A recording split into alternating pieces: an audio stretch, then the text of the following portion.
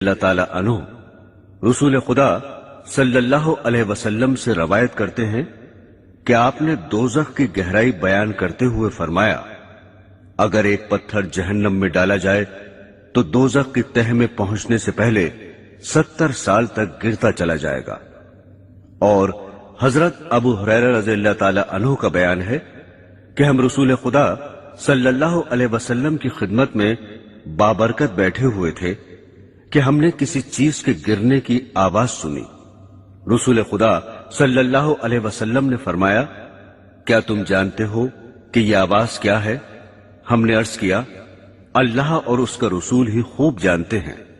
آپ نے فرمایا، یہ ایک پتھر ہے جس کو خدا نے جہنم کے منہ پر تہ میں گرنے کے لیے چھوڑا تھا، اور وہ 70 سال تک گرتے گرتے اب دوزخ کی تہ میں پہنچا ہے۔ یہ اس کے